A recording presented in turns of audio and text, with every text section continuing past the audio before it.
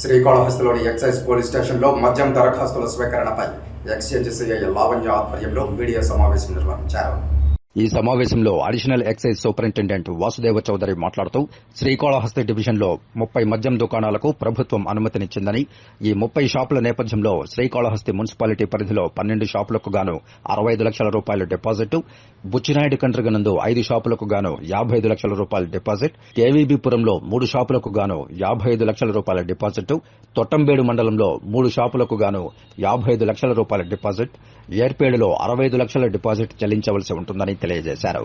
1వ తేదీ నుంచి 9వ తేదీ వరకు వారి పోలీస్ ఎక్సైజ్ పోలీస్ స్టేషన్లలో దరఖాస్తులు స్వీకరించబడతాయని, ఈ డివిజన్లో 3 కౌంటర్లు ఏర్పాటు చేసి ఉన్నామని, మద్యం షాపులకు దరఖాస్తు వేస్తే దరఖాస్తుదారులు ఈ కౌంటర్లో దరఖాస్తు చేసుకుంటే 11వ తేదీ తిరుపతిలోని శిల్పారామంలో లక్కీ డిప్ ద్వారా మద్యం షాపులు కేటాయించబడతాయని తెలిపారు. అప్లికేషన్ వేసేవారు 2 లక్షల రూపాయల రుసుము చెల్లించవలసి ఉంటుందని, ఈ నగదు తిరిగి ఇవ్వబడదని తెలియజేశారు. మద్యం షాపుకు అప్లికేషన్ ఆన్లైన్ ద్వారా అయినా ఆఫ్లైన్ ద్వారా అయినా దరఖాస్తు చేసుకోవచ్చని తెలియజేశారు. శ్రీకాళహస్తి మున్సిపాలిటీలో 12 షాపులు, వీటి యొక్క లైసెన్స్ ఫీజు 65 లక్షలు.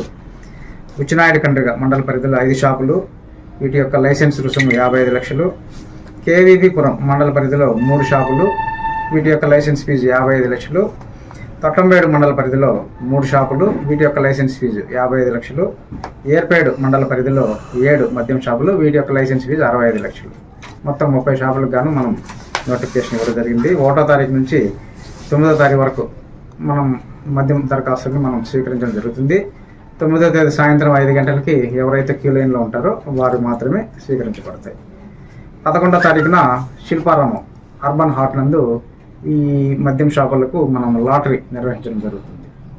ఈ మద్యం షాపులకు లైసెన్సులు మనం అప్లికేషన్స్ని ఆఫ్లైన్లోను ఆన్లైన్లోను 2 పద్ధతుల్లో కూడా మనం స్వీకరించబడతాయి. వీటికి ఈ దరఖాస్తు రుసుము 2 లక్షలు, ఇది తిరిగి ఇవ్వబడదు, నాన్ రిఫండబుల్ ఫీజు 2 lakhs. దీన్ని చలానా రూపంలో కానీ డీడీ రూపంలో కానీ మనం దరఖాస్తు చేసేటప్పుడు దీన్ని జత చేసి దరఖాస్తు చేసుకోవాలి.